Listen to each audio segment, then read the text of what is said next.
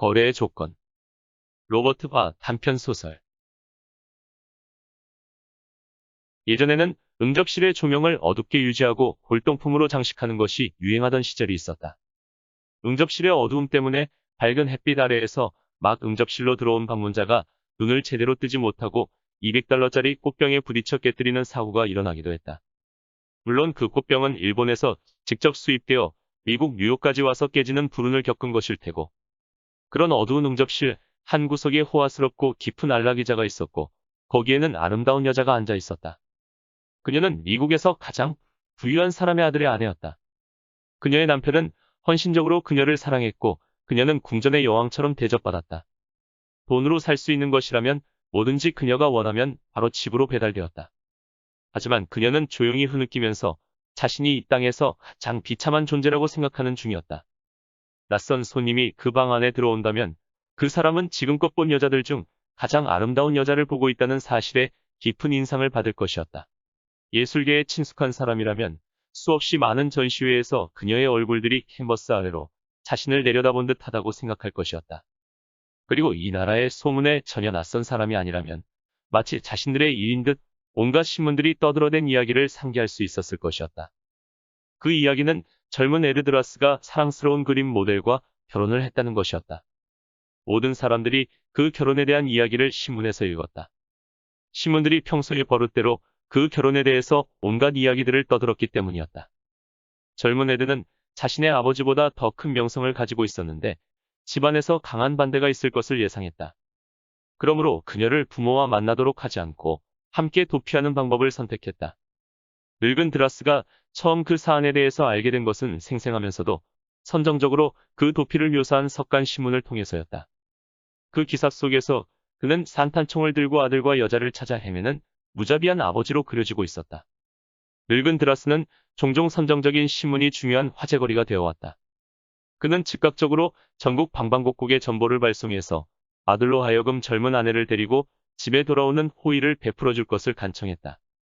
그렇게 해서 자신이 바보 취급을 당하는 것을 막으려는 의도였다.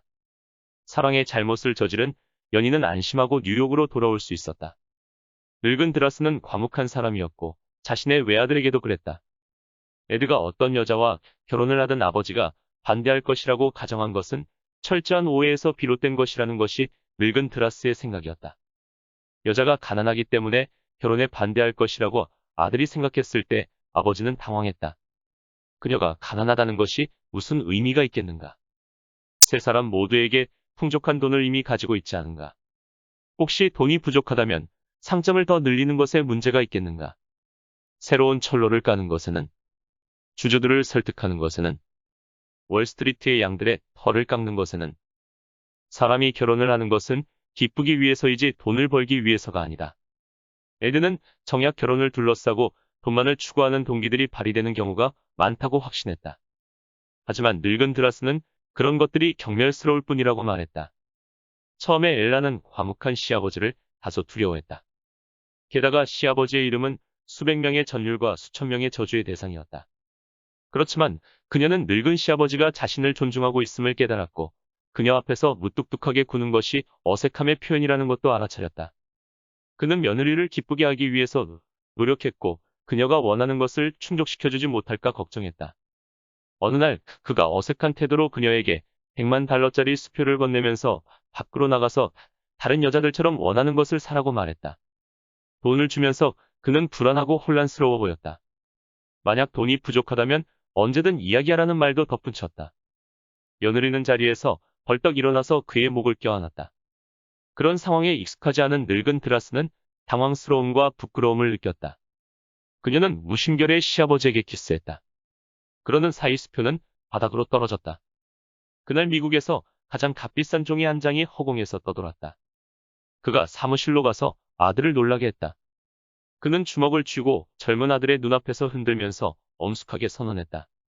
만약 내가 저 작은 새아기에게 나쁜 말을 한다면 내가 한 번도 하지 않은 것을 하겠다. 바로 너를 호되게 때리겠다는 말이다. 젊은 아들이 웃음을 터뜨렸다. 그래요, 아버지. 그런 경우에는 호되게 맞아도 할 말이 없겠죠. 며느리에 대해서 생각할 때마다 늙은 드라스는 마음이 따뜻해졌다. 그는 항상 그녀를 내 작은 새약이라고 불렀다. 처음에 월스트리트에서 일하는 사람들은 늙은 드라스가 노망이 낮다고 판단했다.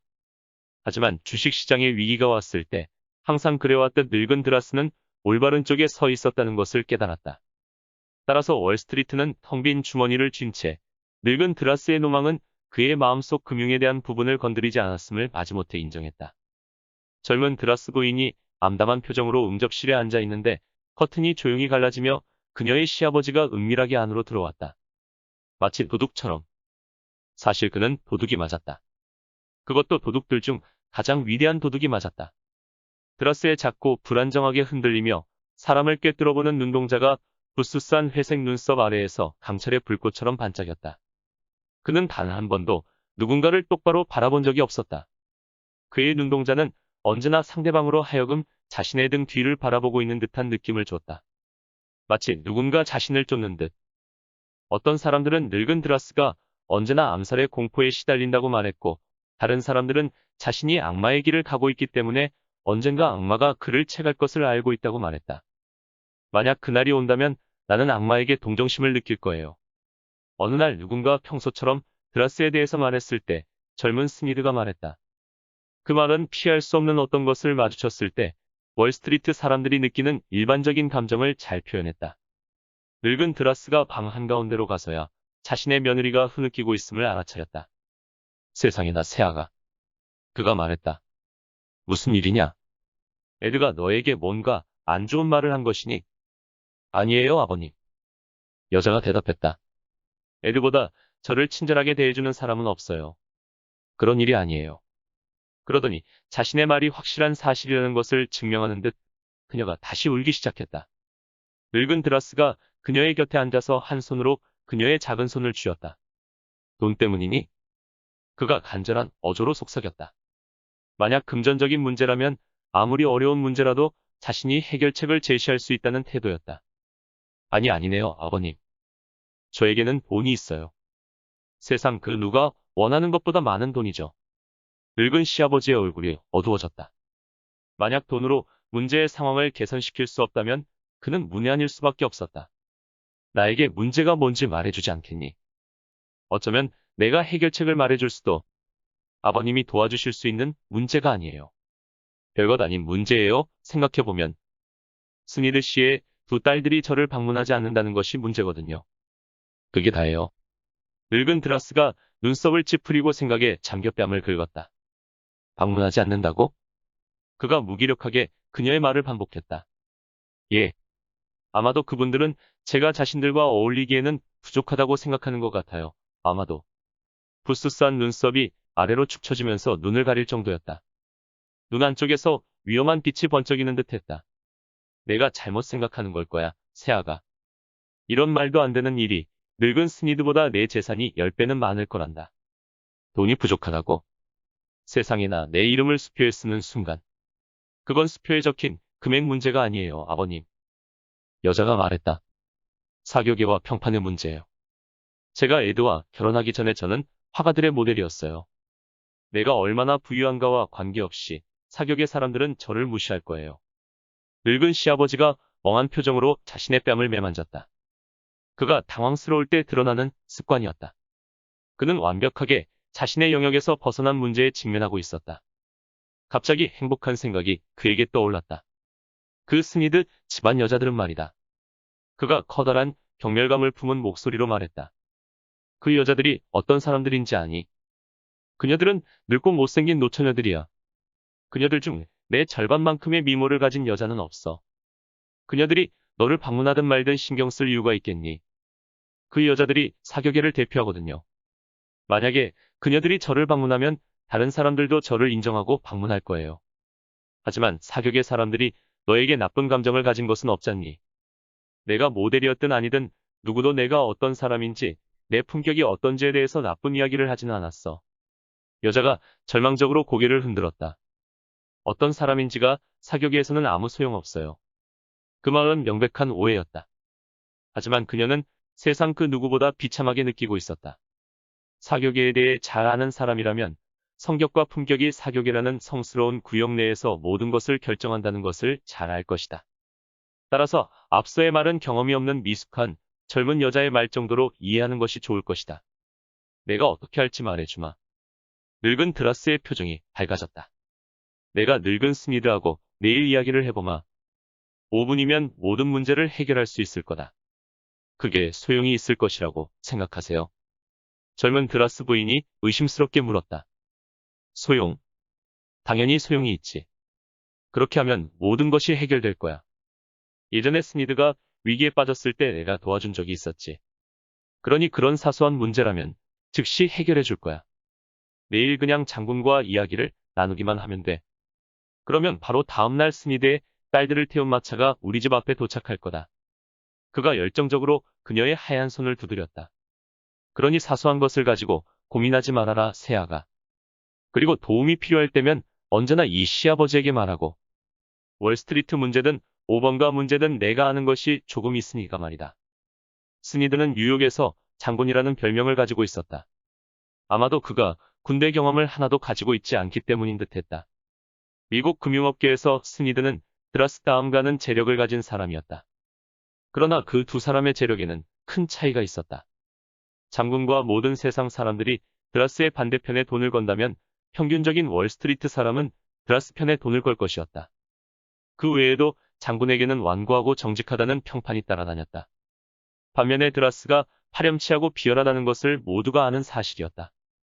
만약 스미드와 드라스가 어떤 거래에 있어서 같은 편에 선다면 뉴욕의 금융업계 사람들은 모두 피난처를 찾아 도망칠 것이었다. 다음날 늙은 드라스가 두 다리 달린 표범처럼 우아하면서 은밀한 걸음걸이로 투자자들이 자주 모이는 클럽 안에 들어와서 사방을 훑어보다가 스미드를 보고 거의 보이지 않는 고갯짓으로 인사를 건넸다. 지구상 그 어느 곳보다 파산한 사람들이 많은 한쪽 어두운 구석으로 스미드를 데리고 갔다. 그러자 그 거대한 클럽의 로비 안 사람들 모두에게는 침묵이 내려왔고 미국 전체의 금융업계의 심장이 박동을 멈췄다. 스미드가 수첩을 꺼내서 드라스가 제안한 것에 고개를 끄덕이는 모습이 보였고 그 순간 뉴욕의 금융업의 중추에는 차가운 전율이 흘렀다. 그리고 그 차가운 전율은 전신망을 타고 전 세계로 전달되었고 런던과 파리, 베를린, 비엔나의 금융기관들은 거대한 폭풍이 몰려오는 것을 예감하는 중이었다. 두 명의 늙은 도박사들이 속삭이면서 대화를 하고 수백 명의 사람들이 눈 한쪽 구석으로 그 모습을 훔쳐보았다. 그리고 불확실성이 전 세계의 금융시장을 강타했다. 저 두 사람이 무슨 이야기를 하고 있는 것인지 알 수 있다면 100만 달러를 내겠어. 밀 선물 중개인인 존 블러가 말했다. 그는 진심이었다. 어떤 사람이 자신이 원하는 것을 정확히 알지 못한다면 그는 거대한 실망을 하게 될 것이다. 이봐요, 장군. 드라스가 말했다. 부탁이 하나 있어요. 좋아요. 장군이 대답했다. 듣고 있어요. 우리 며느리에 대한 이야기요. 드라스가 뺨을 문지르면서 말했다. 그들이 앉아있는 냉정한 금융업계의 현장에서 자신의 부탁을 어떻게 설명해야 할지 곤혹스러운 모습이었다. 아, 에드의 아내 말인가요? 스니드가 당황한 표정으로 대답했다. 그래요.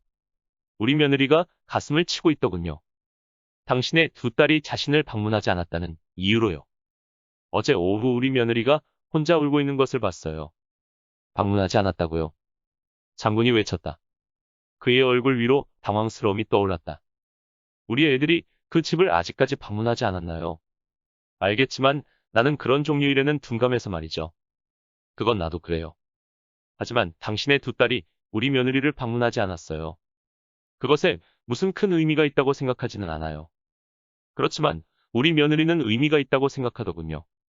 그래서 당신과 그 문제에 대해서 이야기해보겠다고 말했죠. 아, 그래요. 말해줘서 고마워요. 내가 집에 가는 즉시 알아볼게요. 그런데 우리 딸들이 언제 드라스 씨 댁에 방문하면 될까요? 순진한 노인이 자신이 무슨 약속을 하는 것인지 거의 이해하지 못한 채 수첩과 연필을 꺼냈다. 그리고 묻는 듯한 표정으로 드라스를 바라보았다. 아, 나도 몰라요.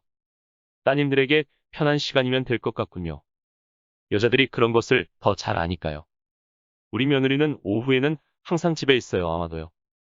두 사람이 예의 바르게 악수를 나누었고 그 순간 주식시장이 붕괴했다. 금융업계 전체가 원래의 분위기를 회복하는데 3일이 걸렸다. 드라스는 보이지 않았고 그 사실이 불길한 분위기를 부채질했다. 경험이 많은 중개인들은 경계를 늦추지 않았다. 왜냐하면 그들 생각에 치명타는 아직 오지 않았기 때문이었다. 그들은 고개를 흔들며 태풍은 막상 다가올 때가 최악이라고 말했다. 늙은 드라스는 3일 후 다시 나타났다. 그리고 그의 얼굴에 떠오른 표정을 유심히 살피던 사람들은 큰 실망을 해야만 했다. 장군이 그를 피하려고 하는 기색이 역력하면서 상황은 더욱 복잡해졌다. 하지만 마침내 회피가 불가능해진 순간이 왔고 두 사람은 만났다. 한두 마디 정도를 나눈 두 사람이 같이 걷기 시작했다. 드라스는 거의 말을 하지 않는 듯 보였고 굳게 닫힌 입술은 긴장을 풀지 않았다. 반면에 장군은 재빨리 말을 하면서 설득을 하는 것처럼 보였다. 그러나 드라스는 장군의 설명에 반응하지 않는 듯 했다. 그 순간 전체 주식 가격이 몇 포인트 상승했다. 그러니까 드라스. 이런 식인 거예요. 장군이 말했다. 여자들에게는 자신들만의 세계가 있어요. 그리고 우리에게는 우리 세계가 있고요. 그 세계란 것은 일종의 당신 딸들이 우리 며느리를 방문하기는 하는 건가요? 드라스가 무뚝뚝하게 물었다. 우선 내가 하려던 말을 끝내게 해주시죠. 여자들에게는 자신들만의 행동 규칙이 있어요. 그리고 우리들도 그렇게. 당신 딸들이 방문을 한다는 건가요? 드라스가 같은 질문을 반복했다.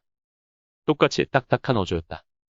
장군이 모자를 벗고 손수건을 꺼내 이마 위 머리가 벗겨진 부분과 눈썹 위를 닦았다. 그는 거기가 아닌 다른 곳에 있었으면 좋겠다고 소망했다. 그리고 마음속으로 여자들과 그들에 관련된 멍청한 것들에 대해서 저주를 퍼부었다. 이마에서 땀을 닦은 그가 갑자기 말투를 바꿔 충고하듯 말했다. 이봐요 드라스. 그만 좀 해요. 사람을 그렇게 구석으로 몰 필요는 없잖아요. 만약에 당신한테 에디의 아내에게 가서 사소한 일로 마음 상할 필요 없다고 말하라고 했다고 생각해봐요. 그녀에게 그러지 말라고 이야기한다고 해서 그녀가 그 말을 듣겠어요. 이봐요. 장군은 계속되는 드라스의 침묵을 동의의 표현으로 간주했다. 좋습니다. 당신은 나보다 훌륭한 사람이지 않습니까? 당신이 젊은 며느리 한 명을 위해서 해줄 수 있는 것이 하나도 없는 상황인데 하물며 팰리세이드 절벽처럼 굳은 고집을 부리는 노처녀 2명을 데리고 내가 할 수 있는 게 뭐가 있겠어요. 말도 안 되는 일이에요. 어쨌든 드라스는 여전히 침묵하는 중이었다. 어색하게 말을 멈췄던 장군이 절망적으로 다시 떠들기 시작했다. 아까도 이야기했지만 여자들에게는 자신들만의 세계가 있어요. 우리에게는 우리 세계가 있고요. 그러면 드라스, 당신은 훌륭한 상식을 가진 남자예요. 그러니 한번 생각해봐요. 만약에 에디의 아내가 여기로 와서 당신이 줄곧 매수하고 있는 레이크쇼어 주식을 모두 팔고 와바시 주식을 사라고 말한다면 어떻겠어요? 그런 일이 얼마나 우스꽝스러울지 생각해봐요. 그래요, 그런 거죠. 여자들이 우리 일에 개입할 이유가 없듯이 우리도 여자들 일에 개입할 이유는 없는 거죠. 만약에 우리 새아기가 와바시 주식 전체를 원한다면 나는 내일 그녀를 위해서 모두 사드릴 거요. 드라스가 점점 높아지는 목소리로 말했다. 그 속에는 분노가 섞여 있었다. 세상에나.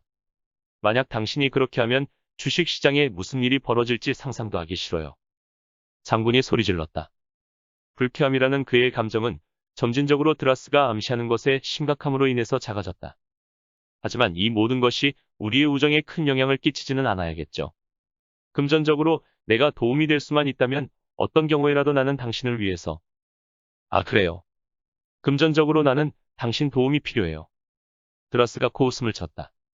그는 자신의 패배를 받아들이는 것이 쉽지 않았다. 그러나 잠시 후 그가 정신을 추스르며 문제를 극복한 듯 보였다. 지금 내가 무슨 말도 안 되는 소리를 하고 있담. 자신에 대한 통제력을 되찾은 그가 말했다. 가끔씩 우리는 다른 사람의 도움을 필요로 하죠. 그리고 언제 그것을 절박하게 필요로 할지 아무도 몰라요. 사실 오늘 당신에게 말하려고 했던 거래가 하나 있었어요. 하지만 이 엉터리 같은 일 때문에 내 정신이 빠졌었군요. 길트 엣지드 주식을 얼마나 가지고 있어요? 거의 300만 달러 값어치 정도일 거예요. 장군이 환한 얼굴을 하며 대답했다. 이제 그들은 얇은 얼음판 위에서 벗어난 듯 했다. 그 정도면 내가 거래를 제한하기에 적당한 수준이군요. 당신 사무실로 가는 것이 어떻겠어요? 그런 종류의 말을 하기에 여기는 너무 사람들 눈이 많아요. 그들이 같이 밖으로 나갔다. 그럼 이제 불쾌한 기분은 모두 사라진 것이죠. 드라스가 주식을 가방에 챙긴 후 자리에서 일어나자 장군이 말했다. 없어요. 이제부터는 우리는 사업 이야기만 하기로 하죠. 사격의 이야기는 알아서들 하게 놔두고, 그나저나 불쾌한 기분을 완벽하게 없애기 위해서 나와 같이 바닷바람을 쐬는 것은 어떻겠어요? 한 금요일 정도면 어떨까요? 요트를 준비해 놓으라고 전보를 치면 오늘 밤 뉴포트 항구를 떠나서 이리로 올 수 있을 겁니다. 요트에 훌륭한 샴페인도 준비해 놓을게요. 그런데 내 생각으로는 뱃사람들은 금요일이 불길한 날이라고 하지 않나요? 내 요트를 모는 선원들을 그렇지 않아요. 8시면 너무 이른 시간이겠어요. 23번가 옆선 착장에서 보죠. 장군은 망설였다. 드라스가 갑작스럽게 친절하게 굴기 시작했고 그를 너무나도 잘 알았기 때문에 약간 의심스럽다는 생각을 했다. 그러나 그는 드라스도 같이 갈 것임을 기억했다. 그가 말했다. 전보를 받을 수 있는 곳이면 좋을 것 같군요. 필요한 경우에 말이에요. 요즘 시장이 약간 불안정해서요. 하루 종일 밖에 나가 있는 것은 마음이 편치 않을 듯 하네요. 우리 두 사람이 요트를 타고 있다는 사실 때문에 시장은 안정될 거예요. 하지만 나중에 롱브랜치 항구에 들러 소식을 받아보도록 하죠. 필요하다면요. 좋아요. 장군이 훨씬 안도한 표정으로 대답했다. 그럼 금요일 오전 8시 정각의 23번가 선착장에서 보시죠. 시바운드라는 이름의 드라스의 요트는 상당히 큰 증기 요트였다. 거의 대서양을 왕복하는 여객선 크기였다. 사람들 소문에 의하면 그 요트는 분노한 시민들이 폭동을 일으켜 그의 피를 요구하게 되는 순간 탈출에 사용하려는 것이 유일한 목적이었다. 시바운드에는 한 무더기에 금괴와 2년 동안 항해할 수 있는 보급품이 실려 있다는 소문도 있었다. 하지만 다른 주장에 의하면 자연스러운 일의 진행에 따라서 그런 원래의 목적은 상당히 많이 잊혀졌다. 다만 어느 날 아침 드라스가 그 거대한 요트의 검은 깃발을 내걸고 항구를 떠나 진정한 해적이 될 가능성은 여전히 남아 있었다. 장군이 마차를 타고 선착장에 도착하자 위대한 투기꾼이 항해용 복장을 하고 그를 기다리고 있었다.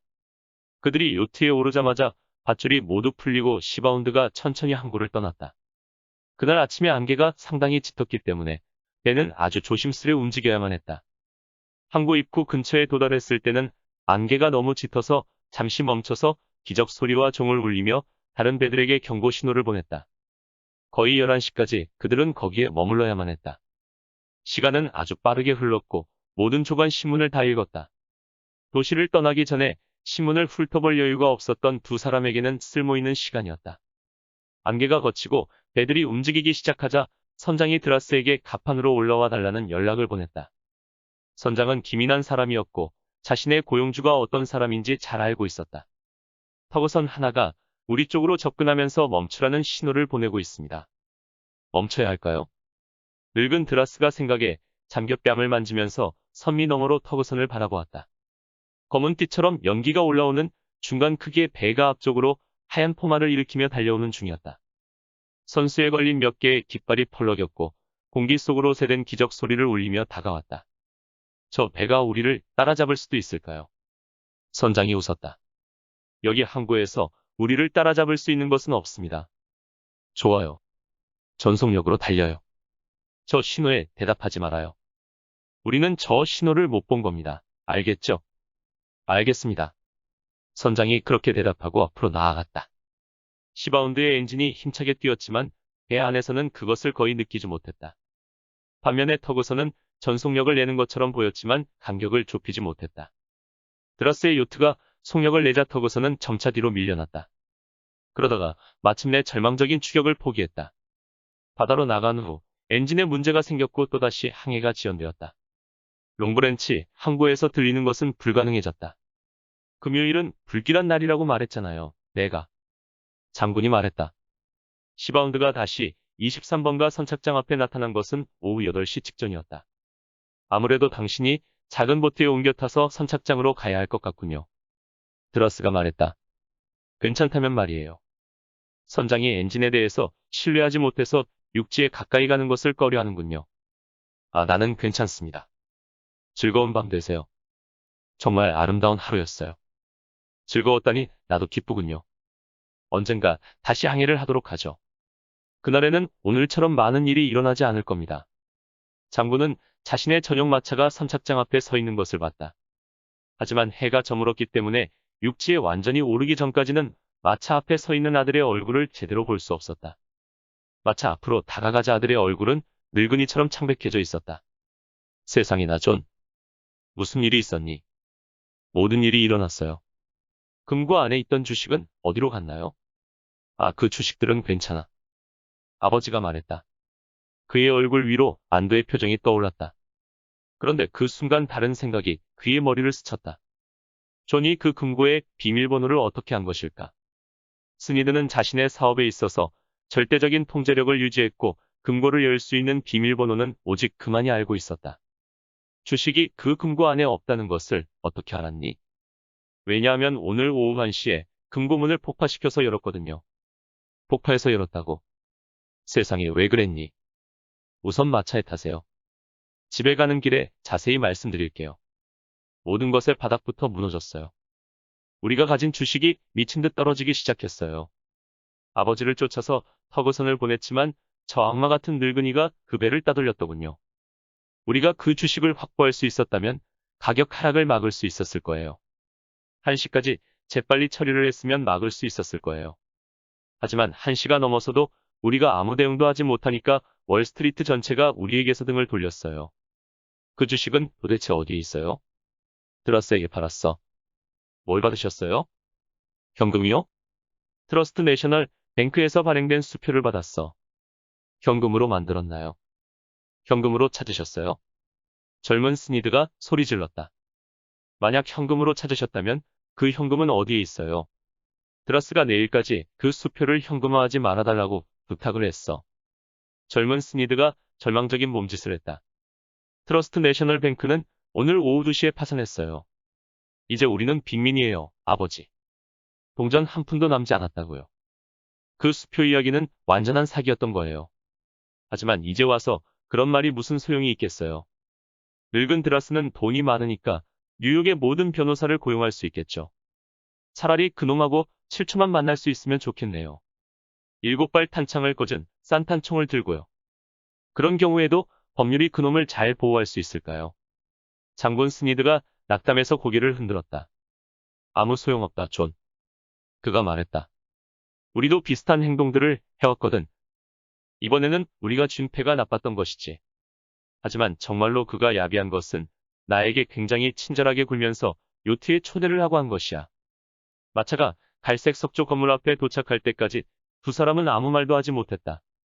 그날 아침에 스니드는 그 건물이 자기 소유라고 말할 수 있었지만 이제는 아니었다. 16명의 기자들이 집 앞에서 그들을 기다리고 있었다. 존이 기자들과 몸싸움을 하는 사이 늙은 아버지는 자신의 침실로 피신할 수 있었다. 다음날 아침 모든 신문에는 공포와 당황이 뒤섞인 기사들이 실렸다. 기사에 의하면 늙은 드라스는 자신의 요트를 타고 뉴잉글랜드 해안으로 항해 중이었다. 그 사실에 기반해서 신문들은 이번 재난과 그가 무관하다고 추론했다. 그동안에는 모든 것이 드라스의 탓으로 돌려졌다. 그럼에도 불구하고 이번 역시 드라스의 주식을 제외한 모든 주식이 가격 하락의 고통을 받았다. 그리고 모두가 이구동성으로 스니드는 끝났다고 떠들었다. 장군은 그 어떤 기자도 만나는 것을 거부했고 젊은 스니드는 욕을 하는 것 말고는 할 수 있는 것이 없었다. 정오가 되기 직전 침실에서 한 발짝도 나가지 못하고 있던 장군에게 편지가 전달되었다. 그가 떨리는 손으로 봉투를 열었다. 봉투에 쓰인 것은 위대한 투기꾼의 유명한 필체였다. 친애하는 스니드. 아마도 지금의 신문들은 내가 항해 중이라고 떠들고 있을 걸세.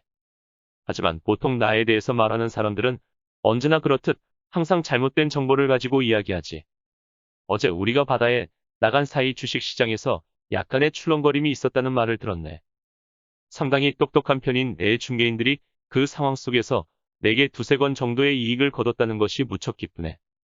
나는 가끔씩 왜 이런 출렁거림이 발생하는지 궁금해했어. 하지만 아마도 그런 현상 덕분에 영리한 사람이라면 건전한 주식을 합리적인 가격에 매수할 수 있다는 것만 깨달았네. 물론 그러려면 돈을 가지고 있어야겠지. 아마도 그런 현상은 지갑이 두둑하다는 이유만으로 자부심을 가진 사람들에게 겸손함을 가르치는 기회가 되기도 하지. 우리는 모두 유한한 피조물들이야, 스니드. 오늘은 살아있어도 내일을 떠나야 하는 존재들이지. 자부심이라는 것이 얼마나 멍청한 것인지 자네도 알 거야. 자네의 두 딸이 부유함의 불확실성에 대해서 깨닫게 된다면 지금 나처럼 말일세. 그들에게 우리 며느리를 방문해달라고 부탁해줬으면 하네. 나는 자네에게서 산 모든 주식을 봉투에 넣고 단단히 봉인한 후 우리 며느리에게 맡겼어. 며느리는 그 봉투 안에 든 것이 무엇인지 전혀 모르고 있어. 다만 내가 자네의 두 딸들에게 주는 선물이라고 생각하고 있지. 그러니 만약 자네의 두 딸이 우리 집을 방문하면 그 주식들을 받게 될 거야. 그렇지 않다면 나는 그 주식으로 대학교를 건립할 생각이야. 우리 할아버지가 그랬던 것처럼 생계를 위해서 돼지를 기른 할아버지들을 가진 젊은 여자들에게 교육을 제공할 대학을 건립할 생각이네. 만약 자네의 딸들과 우리 며느리가 잘 지낸다면 나는 다음 주에 자네에게 거래를 제안할 거고 금요일까지는 잃은 재산을 회복할 수 있을 걸세. 나는 자네가 마음에 들어, 스미드. 하지만 자네에게는 사업을 할 머리가 없어. 종종 내 충고에 대해서 생각해 보기를 바라네. 평생의 친구, 드라스.